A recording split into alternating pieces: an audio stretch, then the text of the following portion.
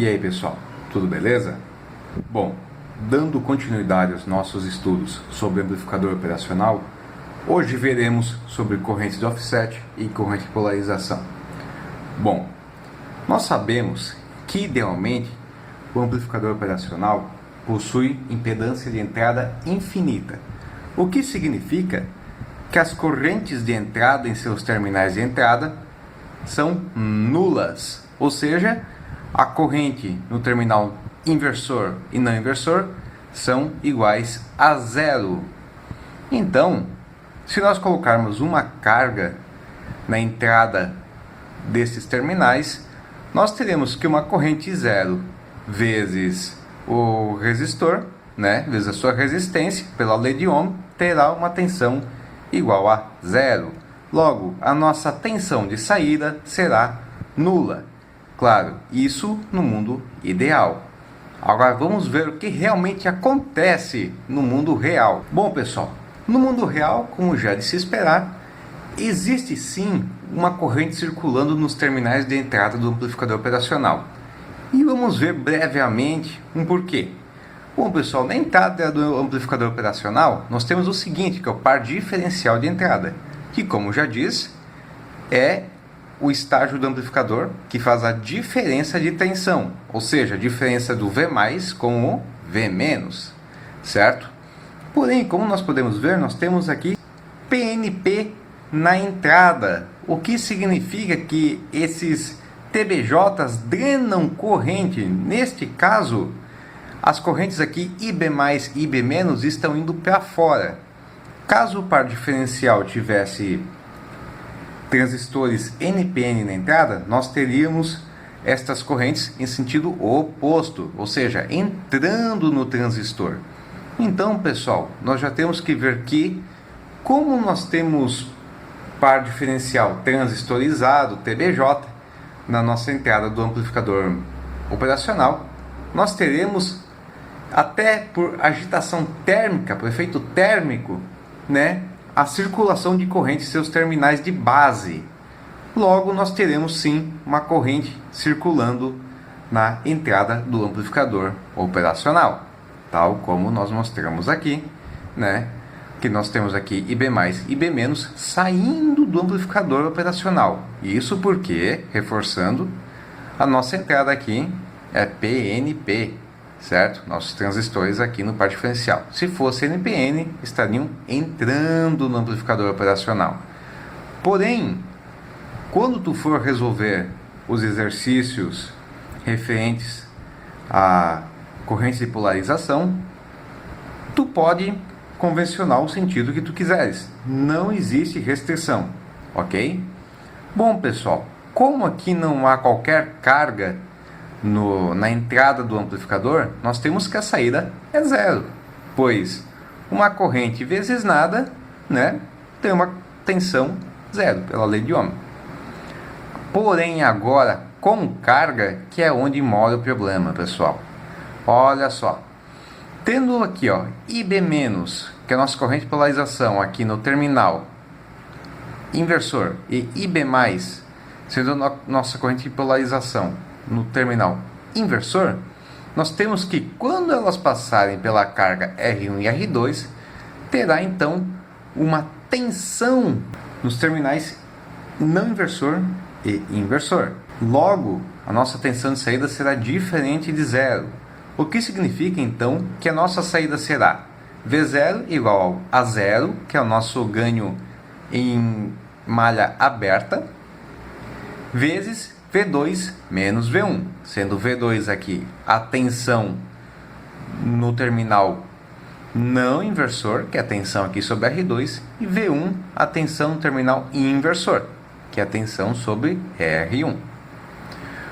Bom, pessoal, e V1 será IB- vezes R1, já que é a corrente IB- que passa aqui em R1, e V2 será IB+ vezes R2.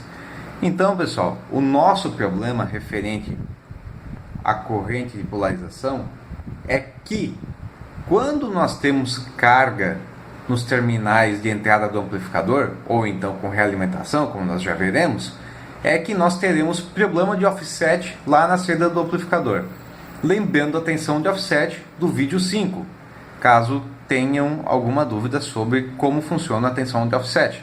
Ou seja, as nossas correntes de polarização gerarão um deslocamento DC na saída e indesejado. Vamos agora apresentar a corrente de polarização de entrada, IB, e a corrente de offset, IOS. Bom, a corrente de polarização de entrada é a média entre as duas correntes que circulam nos terminais, ou seja, IB+, mais IB- sobre 2. Enquanto que a nossa corrente de offset é o módulo da diferença das correntes que circulam nos nossos terminais, ou seja, é o módulo de IB+, menos IB-. Bom, pessoal, é bom sempre realçar que IB+, e IB- e IB e IOS, por consequência, variam com a temperatura e com a alimentação do amplificador operacional. Sempre lembrando que quanto maior for a alimentação do amplificador operacional, ou seja, mais ou menos 9, mais ou menos 15, no caso de alimentação simétrica, e quanto maior a temperatura, maiores serão os efeitos sobre as correntes de entrada no amplificador operacional, ou seja, sobre a corrente de polarização e sobre a corrente de offset, ok? E aqui eu apresento dois valores típicos, certo? Um valor típico aqui para a corrente de polarização é de 100 nA, ao passo que para a corrente de offset é 10 nA.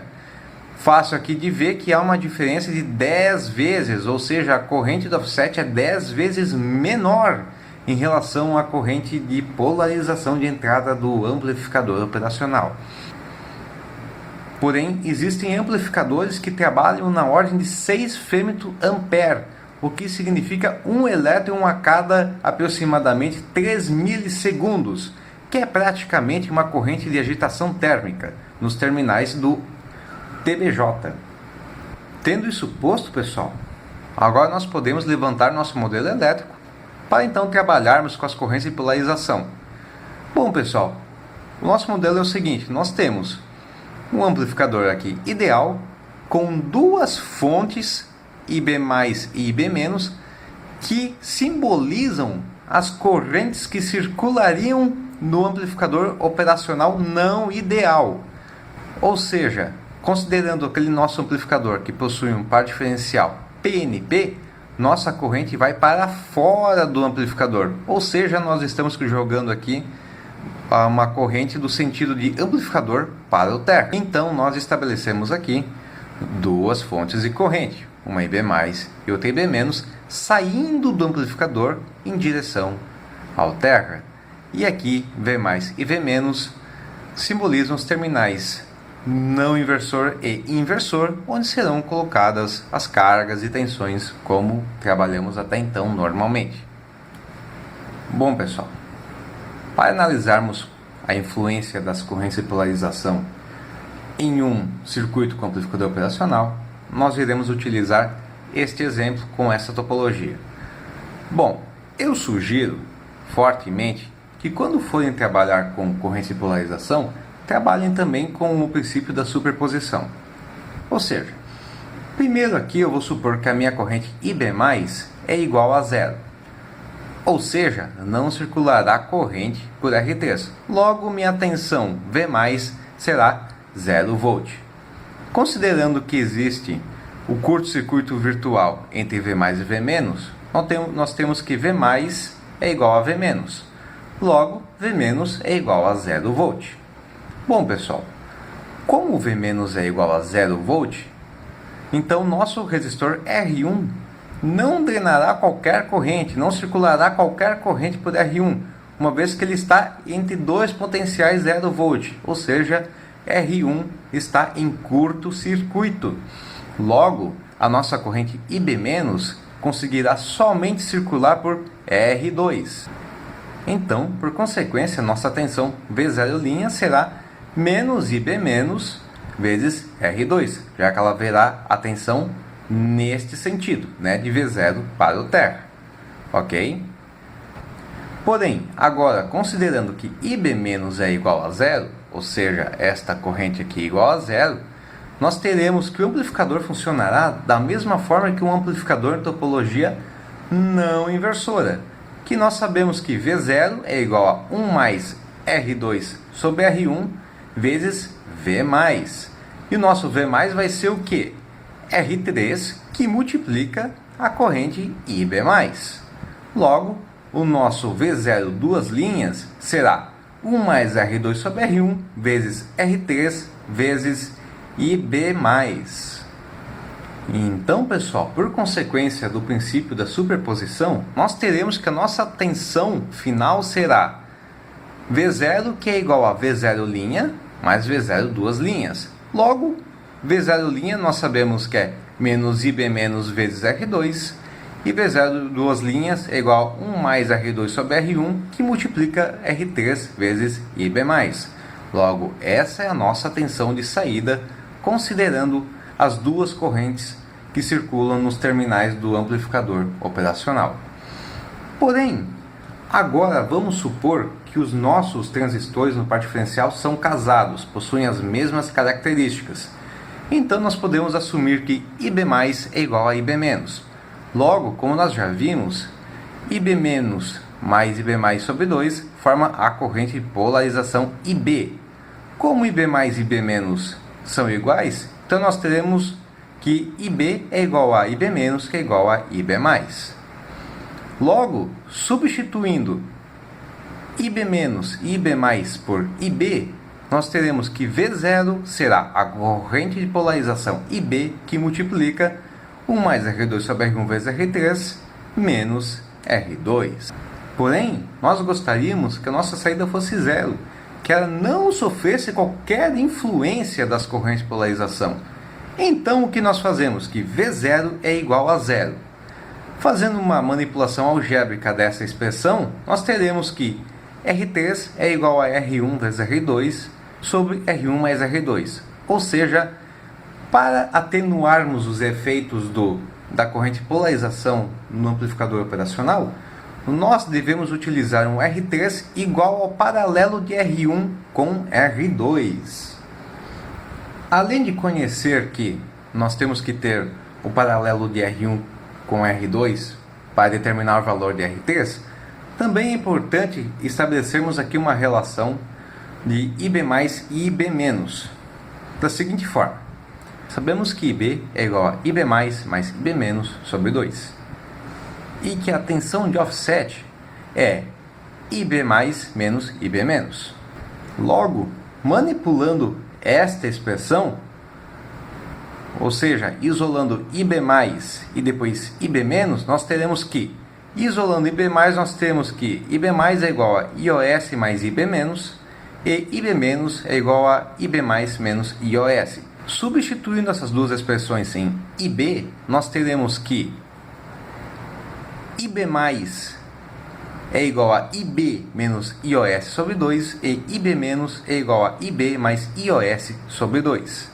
E agora nós veremos onde nós podemos aplicar essas duas expressões, além da nossa expressão para o resistor R3, que é o paralelo de R1 com R2. Só, aqui tendo essas nossas três expressões, IB+, IB- e R3, e aplicando naquela nossa primeira expressão importante que nós encontramos, que é menos IB- vezes R2 mais 1 mais R2 sobre R1 vezes R3 vezes IB+, substituindo esses valores nessa expressão, nós teremos que V0 dependerá de R2 e da corrente de offset. Veja só, lembremos lá no início que nós vimos que a corrente de offset é cerca de 10 vezes menor do que a corrente de polarização. O que significa que nós não conseguimos eliminar totalmente os efeitos da corrente parasita lá na nossa saída. Porém, nós podemos atenuá-la, ok? Nós podemos fazer com que ela dependa somente da corrente de offset, que é cerca de 10 vezes menor que a nossa corrente de polarização, ok? Porém, nós não conseguimos retirar totalmente a influência indesejada DC lá na saída do nosso amplificador, ok? Muito obrigado, pessoal, bons estudos e até a próxima.